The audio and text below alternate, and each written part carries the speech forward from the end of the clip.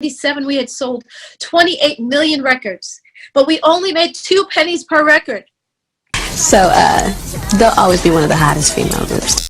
Bonjour tout le monde, c'est Stevie de Music Feelings et aujourd'hui on va recommencer avec les bonnes habitudes. C'est-à-dire que je vais vous poser une question et vous allez devoir répondre avant le début de cet épisode qui va nous faire passer du R&B le plus somptueux à presque un épisode de scandale.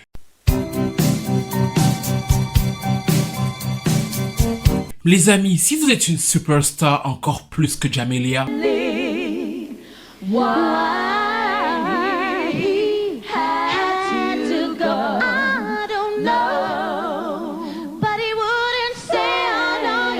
partout où vous allez, on ne parle que de vous, vous et encore vous. Talented. They were all so sexy and they all had beautiful voices. They all sang lead. They all were fine. Like everything about them, they had great songs. They definitely inspired us. Their harmony was so tight. The videos. Vos capacités vocales sont louées partout dans le monde. Et ici, on va parler de l'un des tubes R&B les plus iconiques des années 90. Une chanson chantée avec passion, avec fougue, avec ferveur. Ouf! Don't let go.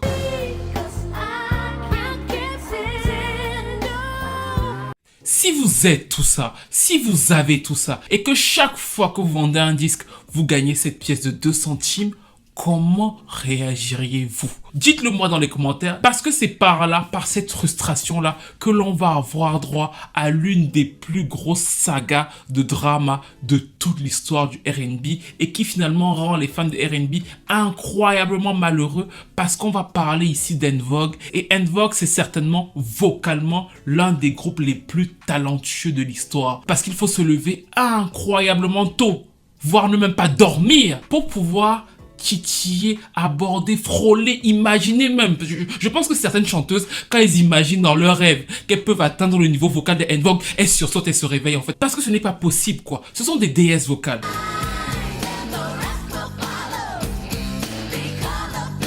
Et pourtant, après avoir galvanisé leurs fans, elles sont devenues quelque part le symbole de la discorde dans le R&B. If I could reunite one band, it would be En Vogue. Because, I'm sorry, those girls are the jam. Et aussi de tout ce qui a plus ou moins de mal dans l'industrie du disque. Parce que pour être fan d'En Vogue, il faut s'accrocher. On passe très vite d'une émotion à une autre. C'est encore pire que le grand 8 de Disney. Et on va comprendre pourquoi, malgré l'immensité du talent, les travers de l'industrie et les personnalités qui s'opposent ont finalement eu raison de cette formation. Même si, récemment, on a eu un peu d'espoir. On a eu la formation A5 qui s'est réunie. Et miracle, il n'y a pas eu de bagarre. N'hésitez pas à liker parce que je me rends compte que beaucoup d'entre vous, vous oubliez les bonnes manières. Donc likez la vidéo, commentez, partagez, abonnez-vous. Et c'est le début.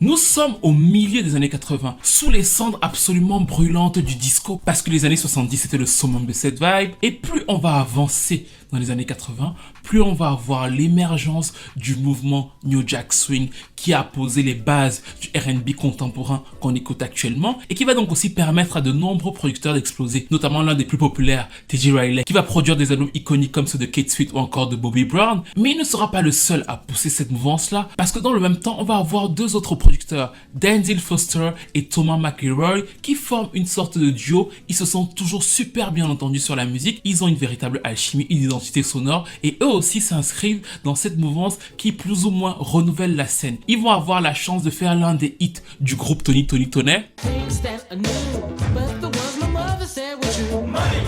Puis ils vont enchaîner plusieurs succès dont le classique Society du groupe Club Nouveau. Et c'est à partir de là qu'ils vont commencer à attirer l'attention des labels. Parce que les labels raffolent de cette nouvelle sonorité, mais ils savent pas forcément comment l'exploiter. Ils sont là curieux à voir les tubes passer comme de grands enfants. Foster et McElroy vont aussi faire un gros tube à Alexander O'Neal. Et c'est à partir de ce moment-là que Atlantic va se décider à leur proposer d'avoir une carte blanche pour leur propre album. Ils peuvent enregistrer leur disque avec qui ils veulent, comme ils veulent et c'est là qu'ils vont avoir la fameuse idée qui va totalement changer leur vie. Lors d'une session d'enregistrement, ils écoutent pas mal de disques et ils commencent à être nostalgiques d'une époque précise, l'époque des années 60 avec tous les groupes féminins qui étaient centrés sur elles, très belles, très classiques, très talentueuses comme The Supreme. Ils se disent que ce serait cool de ramener ça sur le devant de la scène parce qu'effectivement dans les années 80 il va y avoir pas mal de groupes R&B pop mais il n'y avait pas ce retour à la source, à quelque chose de très solennel, très chanté, très classieux avec une petite touche de modernité. C'est à ça qu'ils pensent et c'est comme ça qu'ils vont organiser un immense casting pour pouvoir recruter les filles. La publicité du casting est assurée par le label. Il y a plus de 3000 filles qui vont débarquer de partout dans les États-Unis. Toutes les petites chanteuses d'église là, bien aiguisées, vont se lancer dans la bataille. And he was like, boy, I don't know who these guys are gonna want. I mean, I've been sending people over there and they don't like anybody. And it's like, so I was like, and he was like, I don't know who else to send. I was like, Kenneth, what about me? Et le problème, c'est qu'il n'y a que 3 places. Oui, dans leur imaginaire, il faut refaire le trio exactement comme à l'époque, reprendre les mêmes mimiques et donc pour y arriver, il ne leur faudrait que 3 filles. Ce qu'ils vont trouver avec la première sélectionnée, à savoir la très précise Cindy.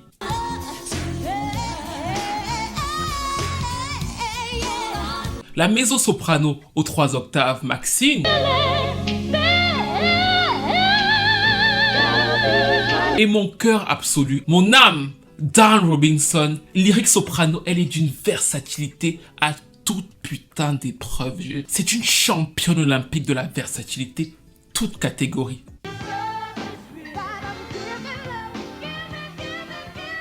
Les gars se disent, on a notre super groupe, elle s'appelle For You, on a quelques jours d'audition qui restent, mais en vérité... le game est fait quoi. Ils les font chanter ensemble, elles s'exercent et ça donne des trucs absolument incroyables. Ils sont fiers d'eux. Et les dernières auditions pour eux c'est du repos. Dès que ça se termine, ils retournent, ils leur disent rechanter. Oh là là, ils s'évanouissent de bonheur. Bref, tout se passe comme ça jusqu'au dernier jour et jusqu'à la fin du dernier jour. Parce que c'est vers la fin du dernier jour où ils étaient peinards qu'ils vont recevoir un appel. Cette fille appelle et elle leur dit « Les gars, franchement, j'étais censé faire l'audition, mais mon vol a du retard. Est-ce que vous pouvez attendre s'il vous plaît ?» Ils sont pas vraiment emballés à l'idée de le faire, mais c'est le dernier jour, ils se disent « On va clore ça, attendons la fille. » Et finalement, donc, avec quelques heures de retard, la dernière fille va arriver. Et c'était donc la terrible Terry Ellis. Il y en a même un des deux qui va risquer de s'évanouir.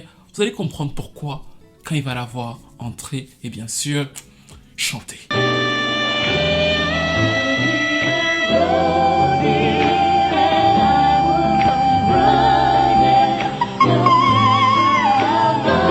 C'est à partir de l'inclusion de Terry que le plan des 2 producteurs va totalement changer.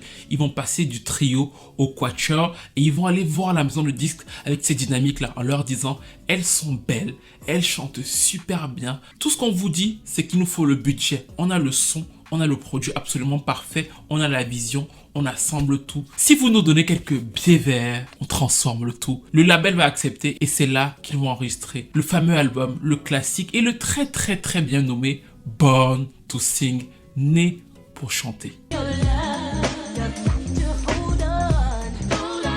Hold On, le premier single pour moi, est un coup marketing absolument parfait. La chanson est un titre R&B très bien produit avec ce côté old school que vous retrouvez évidemment dans l'image. Quand vous les regardez, vous avez l'impression que ce sont des filles qu'on a récupérées de cette ère-là et qu'on a ramenées dans l'ère plus ou moins moderne des années 90. C'est pour ça que leurs petites robes noires là sexy vont devenir un phénomène d'identification chez la jeunesse. Plein de jeunes filles vont vouloir avoir leur robe noire moulante sexy façon En Vogue. C'est à la fois un peu provoquant pour l'époque, mais de l'autre côté, ça reste dans l'imagerie même des années 60. Et la troisième chose qui va faire la particularité d'En Vogue, je me répète, c'est bien sûr que vocalement, elles sont incroyablement pointues, la presse va les louer pour ça, et surtout, elles ont une autre particularité qu'il est important pour vous de noter, c'est-à-dire que on a déjà vu pas mal de groupes féminins, on a vu les Pussycat Dolls, on a vu les Destiny Child,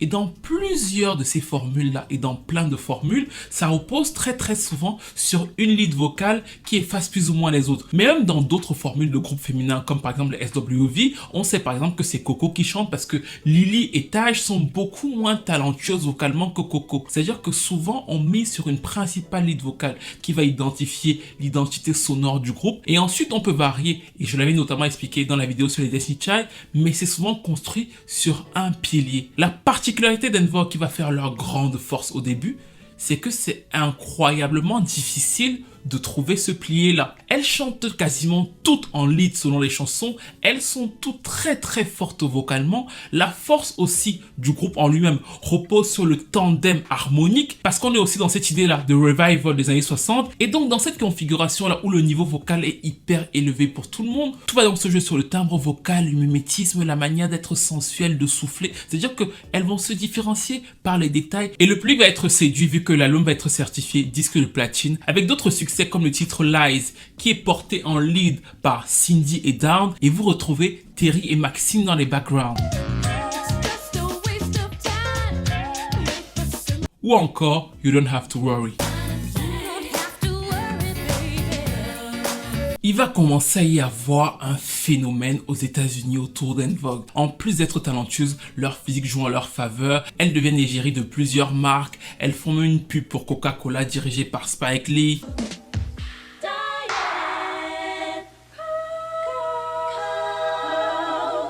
Et donc les deux gars se disent au début de l'année 92, on a réussi notre coup. On est venu avec des filles qui n'étaient pas comme les autres, dans une formule qui n'était pas vraiment comme les autres. On a réussi à les imposer. Maintenant, il faut qu'on se dépêche d'enregistrer le second album et d'aller encore plus loin. Et c'est comme ça qu'elles vont revenir très rapidement, toujours entièrement produites par les deux producteurs, avec la chanson My Loving, qui était le premier single du second album.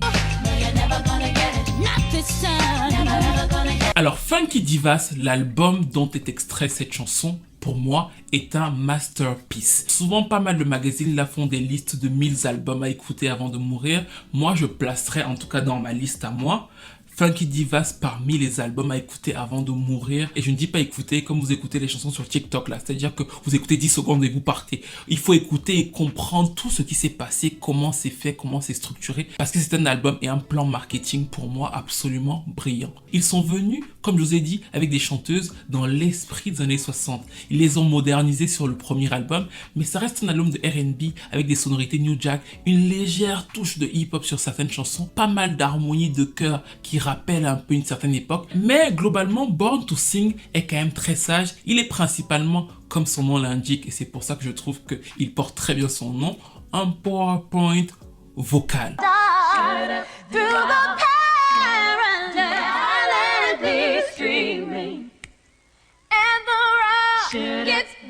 Sur le second album qui s'appelle Funky Divas, ils mettent leur plan en exécution. Vous retrouvez plein d'influences diverses, pas mal d'influences doo-wop, pas mal d'influences gospel, pas mal d'influences funk, et le tout réuni dans un son à la fois New Jack et plutôt moderne. C'est-à-dire que dans le projet, ils ont vraiment compilé toutes leurs influences et ça va donner quelque chose d'absolument dantesque avec des titres comme le sublime Give Him Something He Can Feel, ou encore le très rock'n'roll qui est donc devenu un hymne, Free Your Mind. Et je vous conseille d'écouter cette chanson en fait. C'est incroyable comment ils ont réussi à faire la jointure entre leur son très R&B donc et ce titre là qui est devenu un classique. On pourra aussi parler du quatrième single, Give It Up, Turn to Lose, qui faisait aussi une petite référence à James Brown, et dans l'imagerie même des pochettes de singles, vous voyez qu'elles font encore pas mal de références à cette époque des années 60.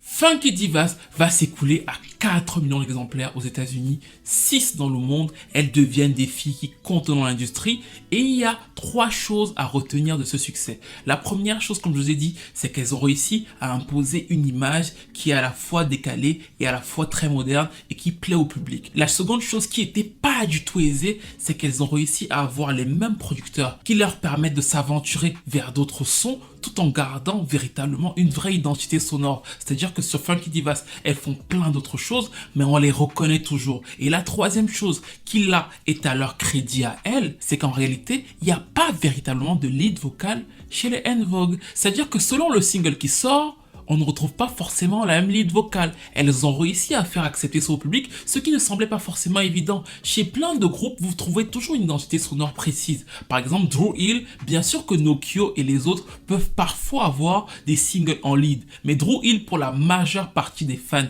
de Dru Hill, c'est d'abord la voix de Cisco. Pareil pour Destiny Child, c'est d'abord la voix de Beyoncé. Pareil pour 112, c'est d'abord la voix de Slim. Ça ne veut pas dire que les autres n'ont pas de lead, mais il faut reconnaître que c'est principalement des groupes centrés sur une identité sonore vocale. Et c'est exactement l'inverse et de façon absolument spectaculaire parce que c'est rare que les En Vogue ont réussi à imposer. C'est-à-dire que sur ce single-là, c'est Terry, après c'est Cindy, après c'est Dawn, et le plus qu'adhère, elles vont devenir de plus en plus populaires, elles seront égéries de Converse. Elles vont même faire la première partie de Luther Vandross en 93. Bon, ça ne va pas super bien se passer entre elles et Tonton Luther, mais ça montre leur évolution et leur impact de plus en plus gros dans le game. Et pourtant, c'est exactement à partir de ce moment-là que les tensions vont commencer à naître au cœur du dilemme.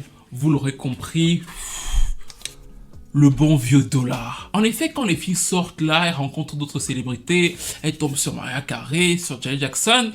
Elles font des divisions, c'est-à-dire qu'elles se disent que, bon, Janet vend environ 10 millions d'albums aux États-Unis, moi j'en vends 3 ou 4. Ça veut dire que je suis à peu près à la moitié ou au tiers de Janet en termes de sous. Pourquoi est-ce que j'ai l'impression qu'il y a un gros écart? Et vous allez croire que je rigole, mais ce n'est pas faux. C'est-à-dire qu'en fait, elles se sentent frustrées quand elles regardent leur compte bancaire et principalement Dawn Robinson a un peu de mal avec ça. C'est pour ça qu'elle va directement aller voir l'avocat Janet Jackson pour lui dire « Frérot, quand je regarde nos chiffres et je regarde ce qu'on vend, il y a un problème. » Et l'avocat de Janet va lui dire, effectivement, il y a un problème. Le deal que vous avez signé avec les premiers producteurs, c'est un deal absolument pourri. Il faut complètement tout remettre à plat et tout re-signer. Et c'est ce que Dawn va aller dire aux filles. Elle va leur dire, il faut absolument qu'on re-signe nos contrats. On n'est pas bien payé, ce genre de choses. J'ai rencontré l'avocat de Janet Jackson.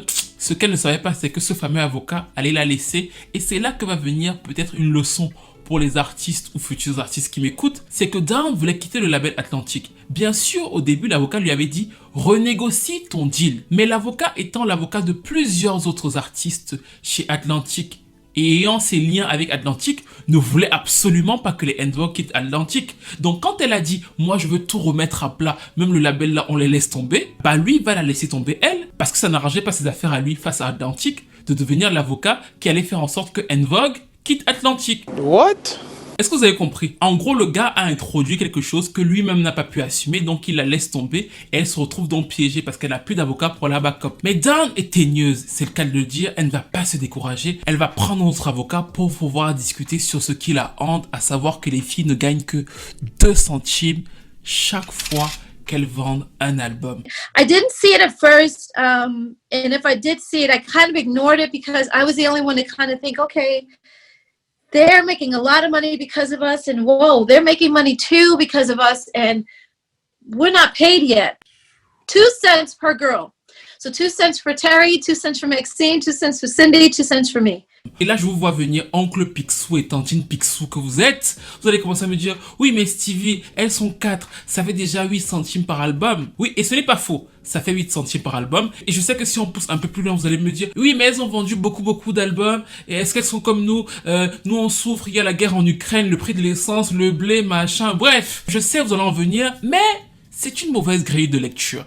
Parce que même si on estime effectivement, prenons par exemple au début, elles ont vendu 3 millions d'albums. Et si elles ont gagné 8 centimes par album, elles se retrouvent plus ou moins chacune avec 600 000 $. C'est vrai qu'elles ne sont pas foncièrement à plaindre. Et non, pour 3 millions d'albums vendus, ça fait 60 000 $ par chanteuse. Sachant que nous sommes à Hollywood et on ramène peut-être ça à l'année. Elle n'était même pas payée à l'année. Mais ramenons ça à l'année, ça fait 5 000 $ par mois.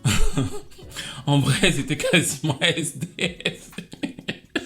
Mais c'est dans le sens inverse que Dawn voit les choses et c'est ça qui la révolte. Elle se dit que si les interprètes ne gagnent que 8 centimes, c'est un scandale absolu parce que le CD coûte environ 14 $. Donc les autres 13 $ vont à d'autres personnes et elle veut absolument négocier. Sauf que face à ça, elle va se heurter à 3 choses. La première chose, ce sont les producteurs. Elles écrivent et coécrivent plusieurs de leurs tubes. Mais tous les titres sont produits par les 2 hommes avec lesquels elles ont un contrat et qui ne veulent clairement pas renégocier. Le deuxième obstacle, c'est bien sûr le label. Ils se disent, putain, on a nos poules aux odeurs, elles nous rapportent beaucoup. Pourquoi est-ce qu'on va vouloir les négocier tout de suite en fait? C'est-à-dire que eux aussi sont pas tentés de le faire.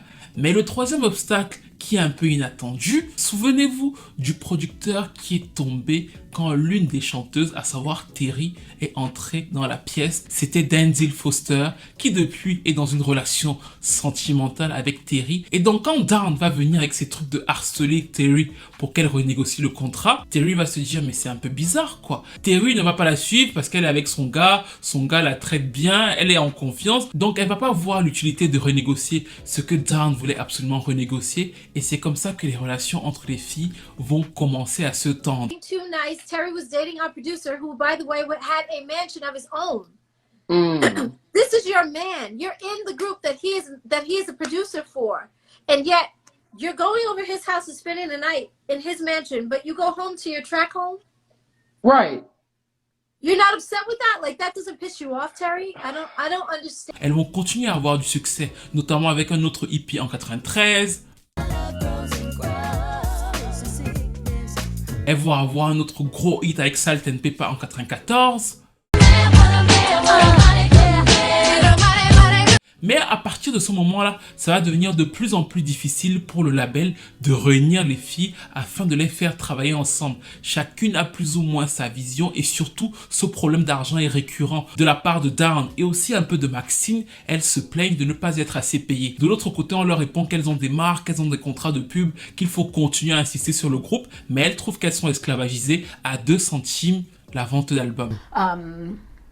Our contract, we were told, was we had to, if we wanted to be in that group, we had to sign that contract as is. As it was. As it was. There was nothing. La situation n'arrange absolument pas le label et notamment Sylvia Rhone, une excellente DA qui est censée les assembler à ce moment-là. Elle se dit que la marque perd de son ampleur. Comment gérer?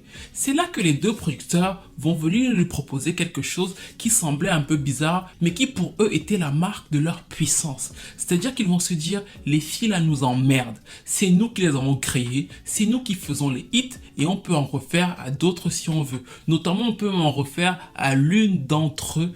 C'était l'idée de l'amour. Ils vont aller proposer au label de sortir le premier album de Terry, qui était donc la copine de Denzel Foster. L'idée était simple et un peu perverse. C'était de se dire, vu que la marque est encore bien chaude et qu'on n'arrive plus à les gérer, si on en lance une en solo et qu'elle cartonne, surtout que c'est sur la voix et que Terry sait chanter et que nous on a le son, on peut abandonner les autres ou alors elles vont revenir nous supplier à genoux de leur reproposer des hits et nous serons en position de force, même avec nos 2 centimes. C'est exactement ce qu'ils vont faire. Le label va accepter et Terry va sortir son premier album avec ce single-ci.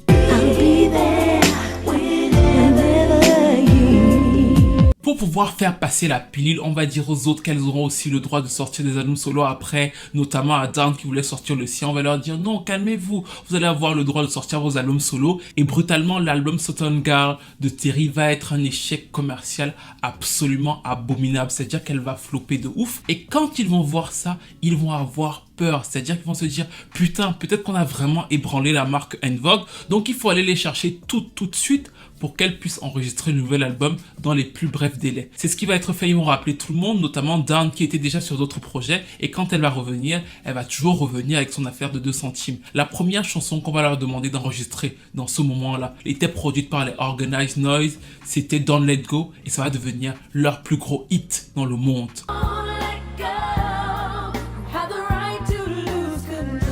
Le label est rassuré, la marque En Vogue est encore très forte. Après 6 ans de métier, il faut enchaîner sur le prochain album et c'est là que les choses vont commencer à se gâter parce que Dawn est catégorique, elle veut renégocier. Le seul problème, c'est qu'elle est seule. Tu ne peux pas renégocier un contrat seul. Les autres sont prêtes à sortir l'album, ils vont commencer à avoir les sessions d'enregistrement, elles vont même commencer à se terminer, et comme les sessions d'enregistrement se terminent, le label se dit c'est carré en fait. Même si elle n'était pas trop d'accord, sachant qu'elle a déjà fini d'enregistrer l'album, elle va pas faire marche arrière pour pouvoir avoir 3 ou 4 centimes maintenant. Bah c'est exactement ce que Dawn va faire. Elle va lâcher l'album qui s'appellera donc EV3 alors qu'il était déjà quasiment terminé. À l'époque, c'est un buzz incroyable. En plus, Dawn est un personnage très charismatique. Donc, elle s'en va. Et je sais que vous le savez parce qu'on en a déjà parlé dans plusieurs vidéos. Elle est censée aller signer chez Aftermath Records avec Dr. Dre. Donc, elle part avec les galons. Il raconte dans la presse que les autres filles sont des idiotes qui ne comprennent pas sa vision à elle. Le label va communiquer en disant qu'elle est caractérielle,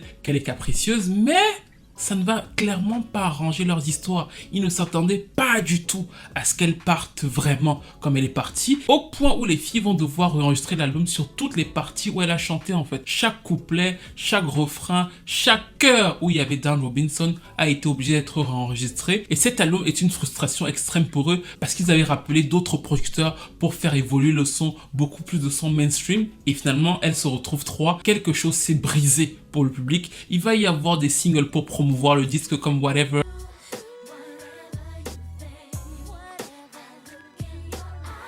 Mais EV3 va être le premier échec commercial de En Vogue. La dynamique est brisée, elles vont faire moins d'1 million d'exemplaires et en fait, la majeure partie des ventes vont se faire sur Don't Let Go en fait. Les gens vont aller acheter parce que ce single a été massif, mais c'était encore le single où elles sont toutes les 4 et où Dawn donne tout.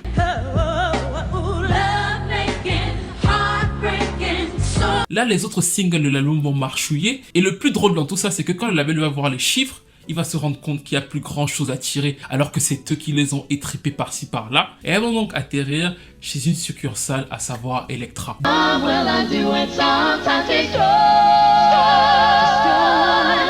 Début 2000, Dawn va se refaire plus ou moins une santé en participant notamment au groupe Les Super qui aura droit à sa propre vidéo, mais elle est de retour sur le devant de la scène et elle ne fait plus partie des En Vogue. De l'autre côté, les trois font malgré tout front. Elles retournent en studio toujours quasiment avec les mêmes producteurs, à savoir Foster et McElroy, c'est-à-dire que c'est la même équipe. La seule qui n'est plus là, c'est Dawn. Et ils vont essayer de relancer la marque En Vogue avec l'un de leurs singles les plus connus en France, à savoir Rhythm.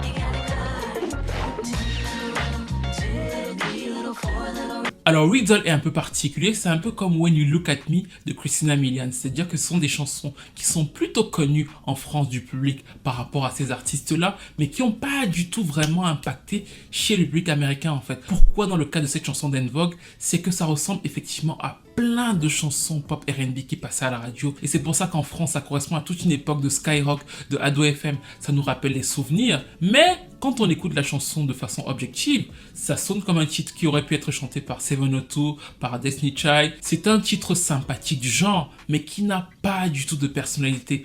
Or, après 10 ans de métier, ça donnait l'impression qu'elle courait après la mode, et c'est pour ça que le public américain a été hyper sévère avec Riddle, parce que la chanson ne s'est classée que 92e au Hot 100 et le chiffre a été tellement dur pour elle que tout de suite après la sortie du single, le label a automatiquement arrêté la promo de l'album Masterpiece Theater qui en fait, et ça c'est très drôle, est totalement différent du premier single en fait. On voit vraiment que c'est un album beaucoup plus mature, beaucoup plus épuré. Elles ont vraiment mis Riddle là pour pouvoir attirer une audience. Ça n'a pas du tout pris, le label a abandonné et leur histoire est aussi devenue un peu Koh-Lanta parce que c'est dans la même période que Maxine aussi a décidé de quitter le groupe. Sur le coup, elle a expliqué qu'elle voulait passer beaucoup plus de temps avec sa fille, mais en réalité, c'est que les caisses étaient vides, donc elle quittait un peu le navire parce qu'il n'y avait plus grand chose à gagner. Donc elle a été remplacée par une autre chanteuse qui s'appelait Amanda Cole. Cette chanteuse n'a pas tenu longtemps et c'est finalement Rona Bennett qui était aussi produite par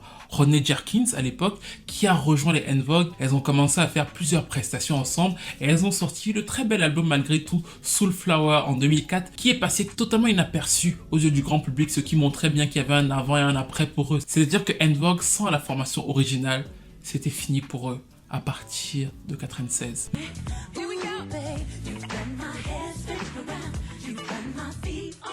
Mais c'est aussi à ce moment-là que la torture des fans de la formation a commencé. Parce qu'il va y avoir tellement de va-et-vient que ça va ressembler à un véritable soap opéra. Là, il va falloir que vous soyez très attentifs. En 2004, Cindy va quitter le groupe pour s'occuper de ses enfants. Maxine, qui était donc partie en 2001, va revenir la remplacer et elles seront donc 3 avec Rona, la nouvelle arrivée depuis 2001. Sauf qu'en 2005, Cindy va revenir, Dawn va revenir, ce qui va faire un buzz incroyable. Elles vont chasser Rona, donc elles vont revenir toutes les 4. Elles vont signer chez une grosse agence avec un gros label et il va commencer à y avoir toute une publicité en disant que les En Vogue reviennent, les producteurs sont censés leur envoyer des chansons. Il y avait un vrai buzz en 2005 autour de ça, au point où Stevie Wonder les a appelés, les a félicités de s'être retrouvés. Il leur a même demandé de faire les chœurs sur son dernier album, sur le single What the Fuss.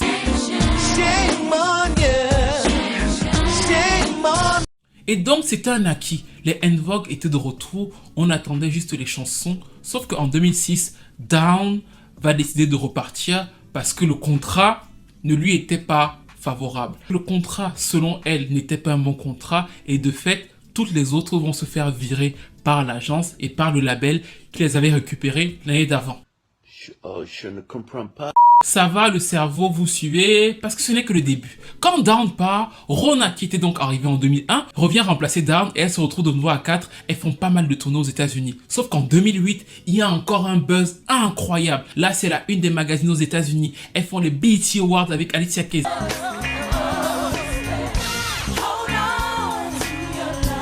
Il y a une émission aux États-Unis où elles sont toutes assises, la journaliste est là, une émission iconique. Elles expliquent pourquoi elles se sont disputées, ce qui s'est passé, comment elles s'aiment, comment elles sont des sœurs. Il y a des photos qui paraissent sur les réseaux sociaux. On voit que 20 ans est passé, mais elles sont toujours fraîches comme des poissons qui viennent de sortir de l'eau. On leur demande de chanter, les voix sont là. Folk can sing, you know, just the total package, and congratulations on the show.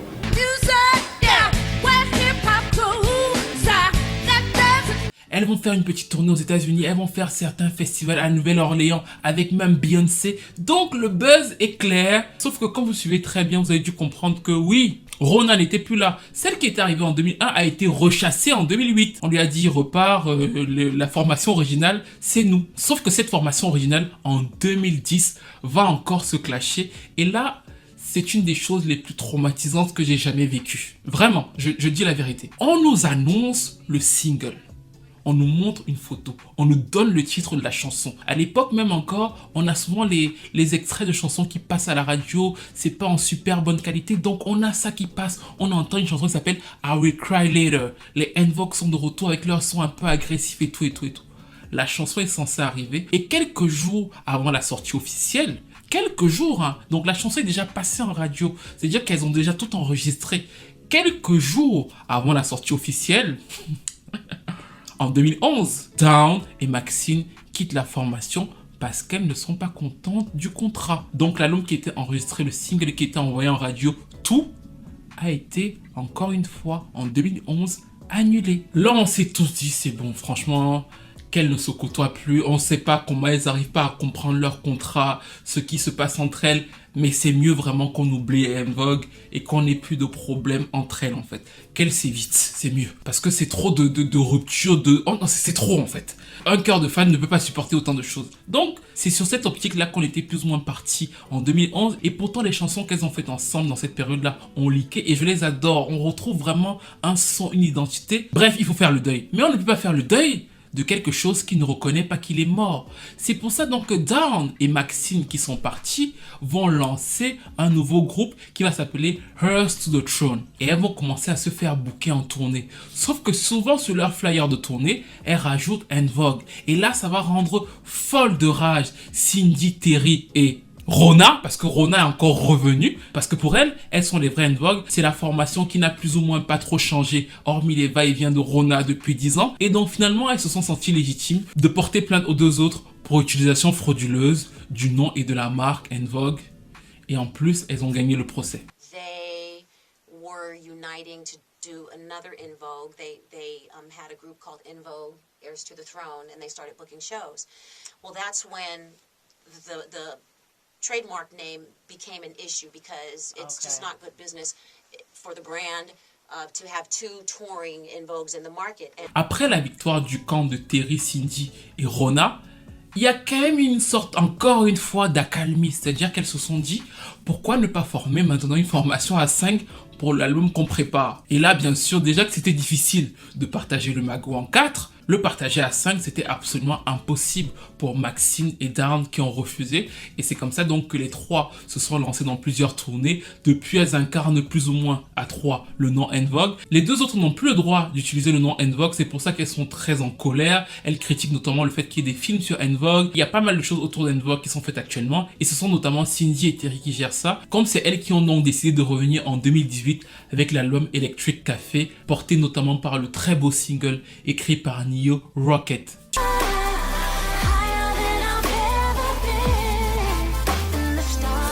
Je suis allé les voir toutes les trois sur scène pour la promo de cet album-là et elles ont été incroyables, très professionnelles. On voit vraiment que ce sont des chanteuses d'une autre époque. Et Rona qui pour moi est quand même en retrait vocalement, fait énormément d'efforts pour se remettre au niveau des deux autres qui pour moi, encore une fois, ce sont véritablement des déesses vocales.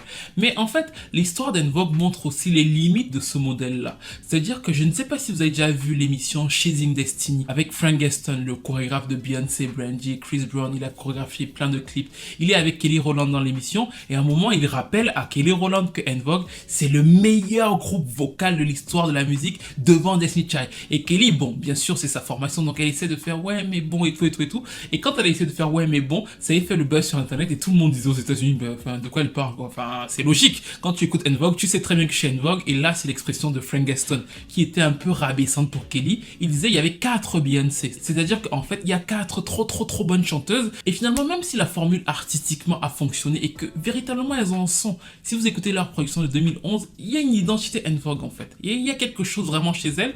En fait, au niveau des personnalités et de l'ego, chez elles, ça a créé quelque chose d'indicible. C'est-à-dire qu'elles ont quasiment 60 ans aujourd'hui parce que la plus vieille, je crois, c'est Terry qui a 58 ans cette année. Et elles sont toujours dans les mêmes problèmes qu'elles avaient il y a 30 ans en fait. Et personne ne veut démordre de quoi que ce soit. Il y a quelques années, comme j'étais très impliqué dans leur formation, j'essayais de dire tel a raison, tel a tort. Mais en vrai, aujourd'hui, après tous ces rebondissements-là vécus en live, vous pouvez comprendre que je suis, comme beaucoup de fans, juste dépité en fait. Récemment, on a eu l'incroyable chance de les voir se retrouver pour l'anniversaire de Sylvia Rhone. C'était la meuf d'Atlantic Records qui, même si elle les a séparés, les a quand même aidés au début de leur carrière. Elles ont pu pour elles se réunir lors d'une soirée et ça a fait plaisir à beaucoup de monde. Mais dès qu'on leur a reposé la question de savoir est-ce qu'elles peuvent rechanter ou faire quoi que ce soit ensemble, Dawn et Maxine sont catégoriques. Il faut absolument, et c'est peut-être là la question de la fin de cette vidéo, que Rona, pour elle, parte. Parce qu'elles estiment que En Vogue, pour elle, c'est la formation originale, à savoir les 4 du début, et que tout ce qui a été fait là après, c'est du n'importe quoi. Et les autres estiment que, mais les filles, vous êtes partis en disant les 2 centimes, 3 centimes là. Mais nous, depuis 15 ans, 20 ans, c'est vrai qu'on floppe. Mais on tourne par-ci par-là. C'est nous qui tenons la marque En Vogue. Et la petite Rona là, on lui a fait faire trop d'allers-retours. Là, chaque fois que vous revenez, on la chasse. Maintenant, on ne peut plus la chasser. Maintenant, si vous voulez revenir dans En Vogue, on le fait à 5.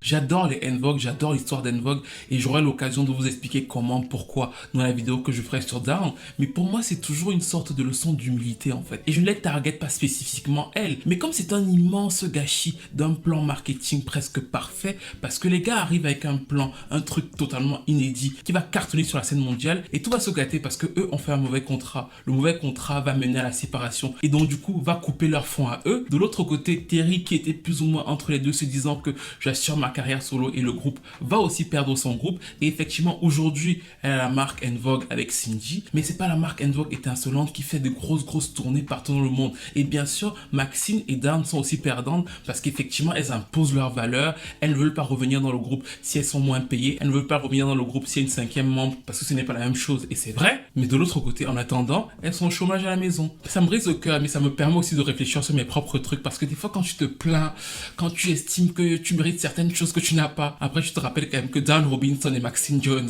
avec tout leur talent, elles qui auraient dû être au Grammy et partout ailleurs, sont à la maison en train de manger les tacos et de gauler sur le Covid sur Instagram. Chaque fois qu'on les a vues toutes les 4 au cours des 20 dernières années, ça a été un gros buzz chez le public R&B américain. Parce qu'il faut se rappeler que malgré tout, et ça c'est quelque chose que Dawn aime rappeler, elles ont jamais floppé à 4.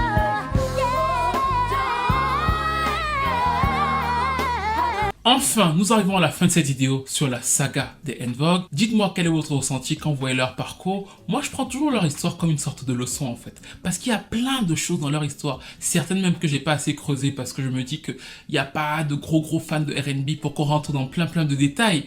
Mais en fait, par exemple, le simple fait que Terry soit sorti avec le producteur, déjà de base, ça fausse les cartes en fait. Donc ça donne plein de petites leçons. Parce que le fait qu'elle soit sortie avec le producteur a empêché dès le début de renégocier le contrat. Et ça même Maxine le dit. Elle dit qu'au début, elle ne pouvait pas partir parce que Terry était amoureuse. Donc c'est plus ou moins une leçon par rapport à cet aspect-là de l'industrie. Mais que pensez-vous de l'histoire en général? Est-ce que vous êtes plutôt de la team Dawn qui, dès qu'une chose ne lui plaît pas, claque la porte et part? Ou est-ce que vous êtes plutôt de la team Cindy et Terry qui, malgré le fait qu'elles ont eu des obstacles, qu'elles ont été payées 1 ou 2 centimes par album, ont tenu et sont toujours plus ou moins là à tenir la marque En Vogue en fait? De quoi vous sentez-vous plus proche dans les deux situations? Ou alors pour vous c'est un drama un peu trop gros et comme tous les deux camps sont plus ou moins perdants, c'est juste triste. Dites-moi tous les commentaires. C'est aussi le risque de ce groupe où on a de très gros talents vocaux.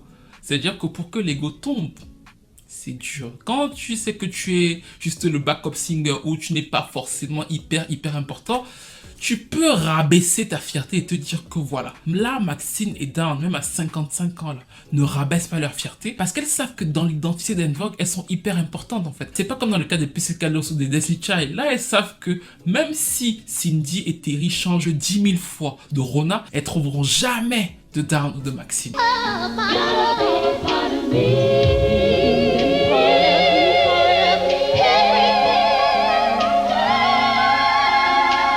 N'hésitez pas à liker encore une fois, n'oubliez pas, ça vous coûte rien de liker, à participer au Tipeee, à vous abonner à la chaîne et on se retrouve très vite pour une nouvelle vidéo.